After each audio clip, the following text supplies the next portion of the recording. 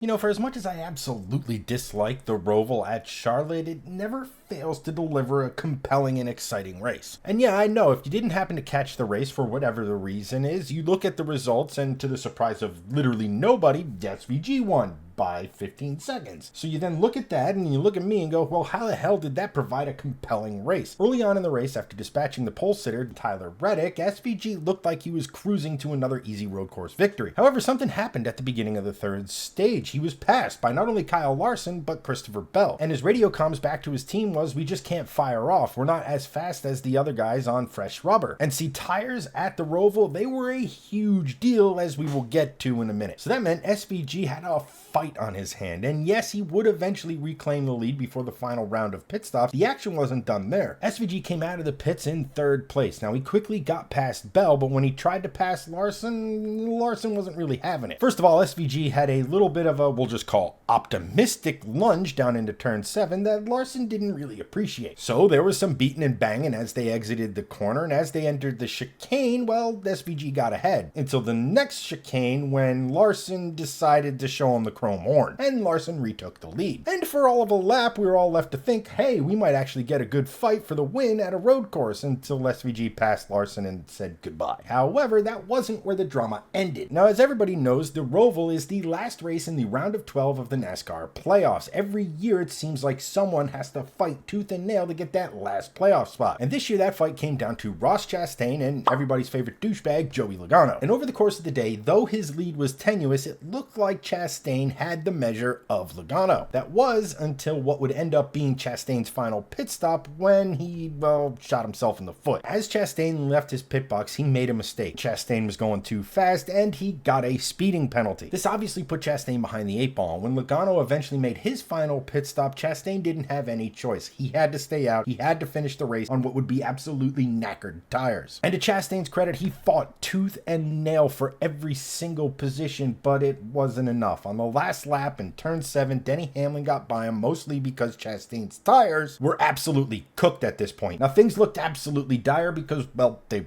were, but this is Ross Chastain. This is a man who doesn't give up and a man who oftentimes gets a little creative when it comes to desperate maneuvers. Chastain's only hope was to go into the last chicane a little too fast, bump Denny Hamlin, take the position back, and hopefully that would be enough to get him into the playoffs. Unfortunately, as is the case with a lot of these things, he miscalculated. He spun himself and actually crossed the finish line doing a reverse burnout. Now, as a spectator, that was absolutely awesome to witness. However, for Chastain, it meant the end of his playoff run. And that lucky bastard, Logano, who can't do squat at the Roval, once again got into the round of 8.